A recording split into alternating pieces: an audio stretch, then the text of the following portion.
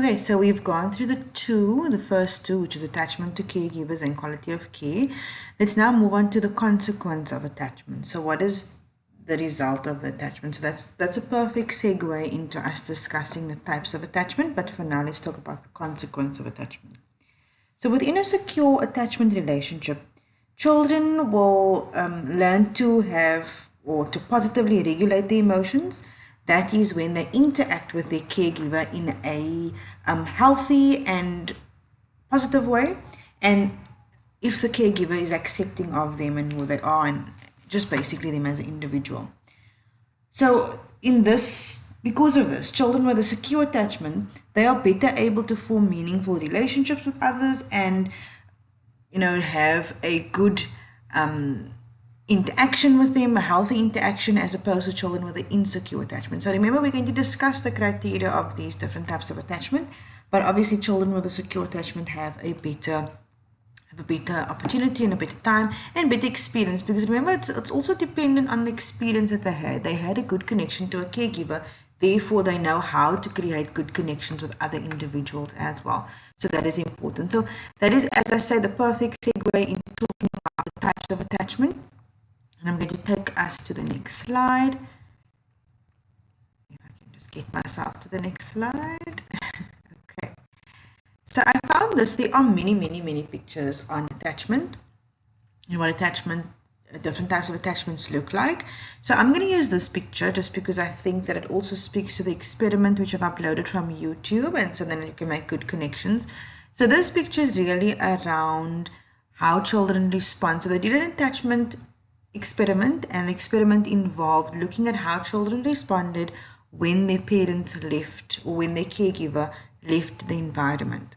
And so as you can see, the four categories are, and these definitely talk even by Mary Ainsworth that there may be more than four categories, and also it is culture dependent, and also it has lots of different criteria involved. So this is not set in stone. This is just what has been working for the last couple of years, but more research is being done in the area.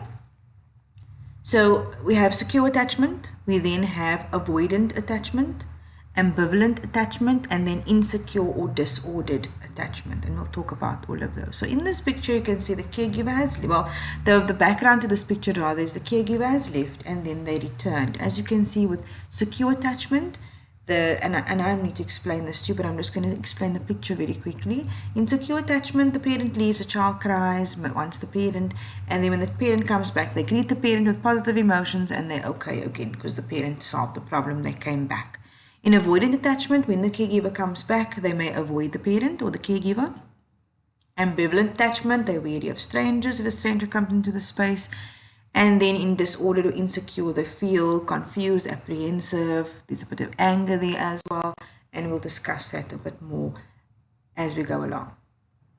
Okay, so let's start with secure attachment. So a secure attachment bond, this comes from basically a wordless emotional exchange. So this is looking at the child in the eyes, holding the child, singing to the child, just the child feeling you and being with you. And this ensures that your child feels safe, the child feels calm, and they are able to experience optimal development of their nervous system because they feel calm. They don't develop unhealthy bodily reactions. So let me explain this in a bit more detail. I don't know if you remember the presentation I did on trauma. So when children go through trauma or very unsafe experiences early in life, their brain development, their nervous system development grows in response to that trauma. So they're always anxious because they're always on high alert, because in the early developmental phase when they were developing, there was a unhealthy behavior in the environment, and their development then responded. They grew in response to that trauma, and that is now what this nervous system is made up of, what their brain is wired. So if you think about, for example, a tree, I'm going to use example, a tree. If a tree grows without any interference, it just grows straight to whatever it grows towards the sun, whatever the case is, it grows and looks like a normal tree. If, for example, there is a and you may have seen pictures of this on the internet, it's something blocking their way. They are going to grow around or through, or unnaturally. The tree won't look natural. So I've literally gone and Googled just to find examples of what I mean. So as you can see, there are things that are preventing the tree from growing as it usually would grow. And so it's like some strange pictures. Yeah, and so then you can see the tree is not growing naturally. It's growing in a strange way, in a response to a, obstacle in the environment. Now, with attachment, the same thing happens. The child responds to the environment. So if there is, for example, a consistent, healthy relationship between them and their caregivers, the child is able to develop a healthy relationship and a calm relationship.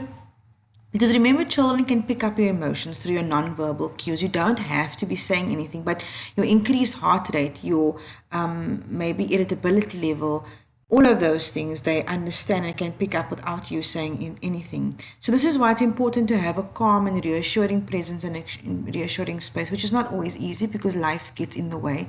Things happen, traumas happen to you as an adult, work stress, relationship stress, all of this comes together, and it does have an effect on the child.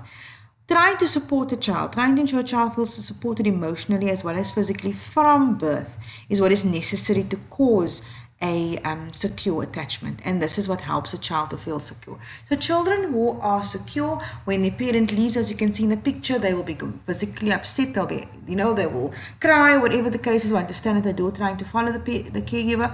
When they return, they're happy, they really accept that the person is back, they greet them with positive behavior, they can be comforted by them, they hug them, they love them, and they are then able to then engage with the environment thereafter. So these kids that are more securely attached, they are more likely to play with other children, and these parents are also more likely to quickly respond to the needs of their children, and they're able to quickly understand what their children needs. And studies also show that if a child is more securely attached, they are more empathetic during the later stages of their childhood, and they are usually seen as being more mature, able to be more healthily engaged, less aggressive, less disruptive, etc., than children with different attachment styles. So what does this look like? I'm going to talk about this more a lot in the later slides, but just quickly, what does this look like in adulthood? So in adulthood, this may be resulting, not just adulthood, but teenage years, early adulthood and adulthood.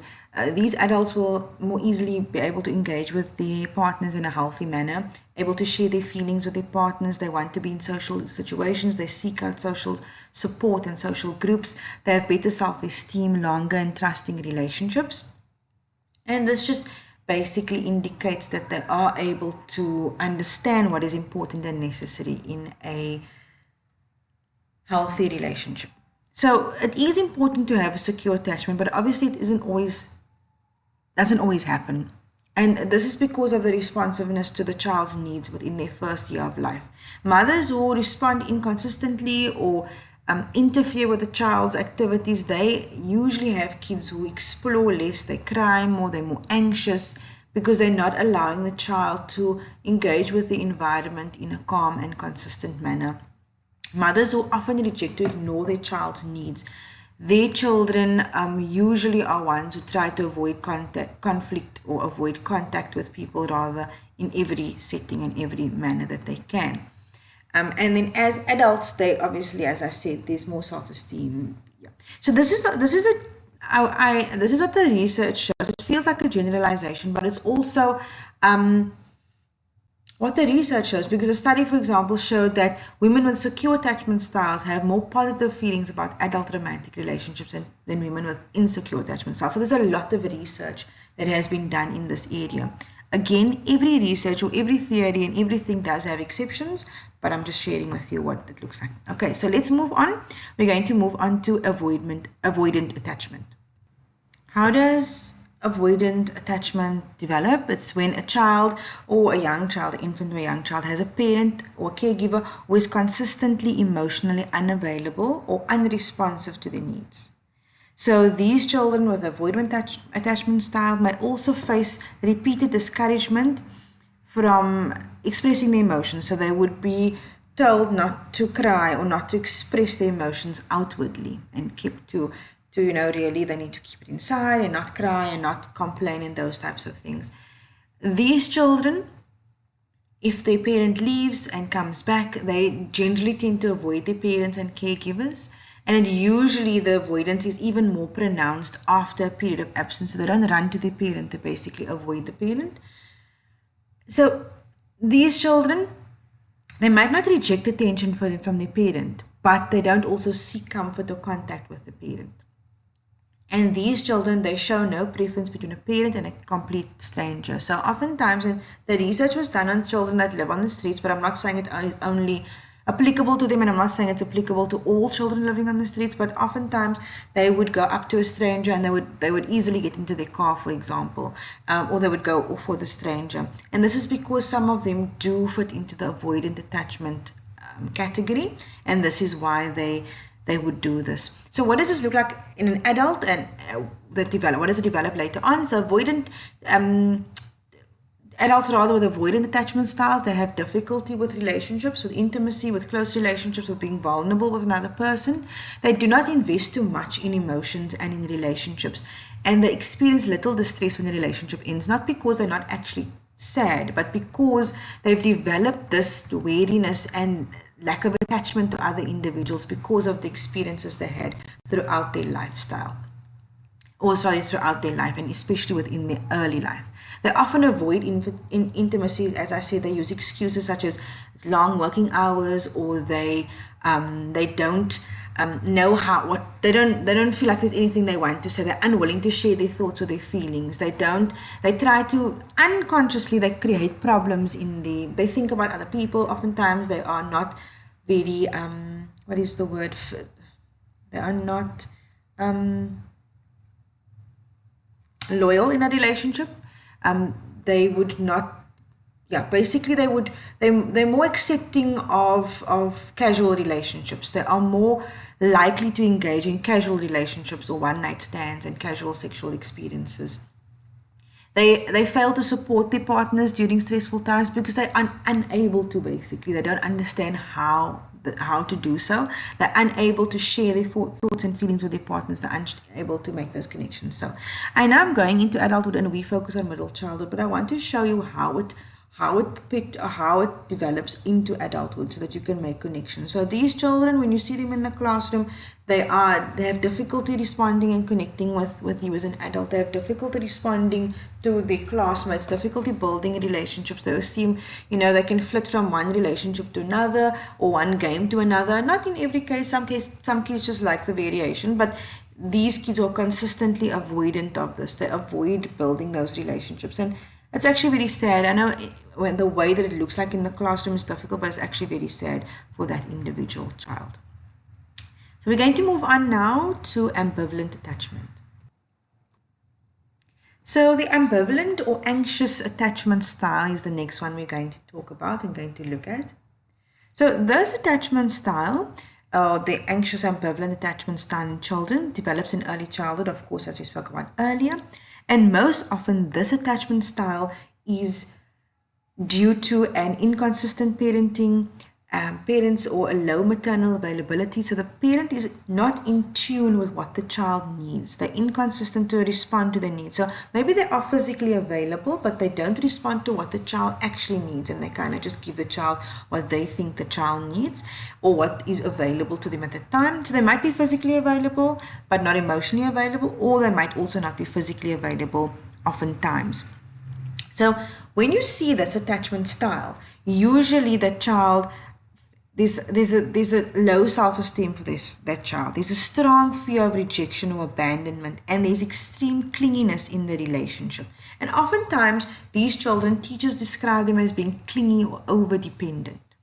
So in relation to the experiment that I spoke about, that I've shared with you from YouTube, this attachment style will show that the child is very, very suspicious of strangers, and the child is very distressed when the parent or the caregiver leaves the space.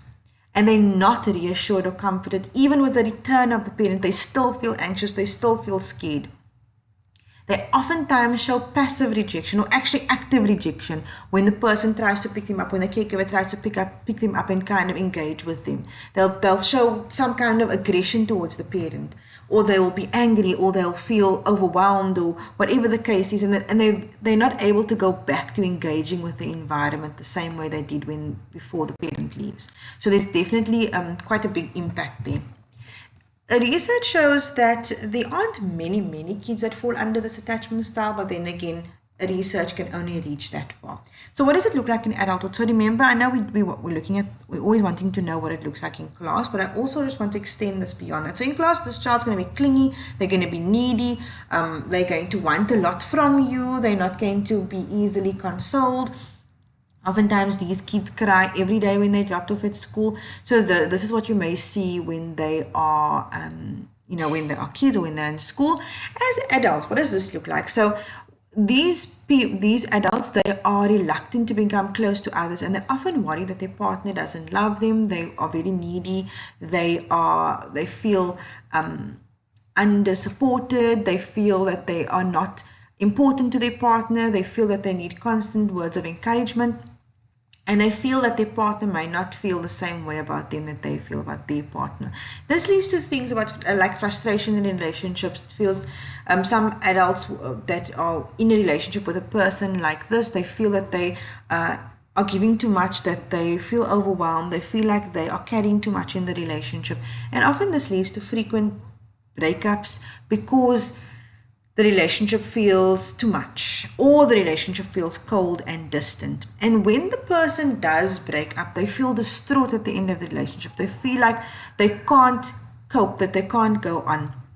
And what happens also here, quite interestingly, there's research done by Cassidy and Berlin, and they talk about the fact that another pattern here is that these adults will actually cling to young children as a source of security, which is very unhealthy. So these adults use relationships with young children, and they develop unhealthy relationships where often these young children have to parent the adults.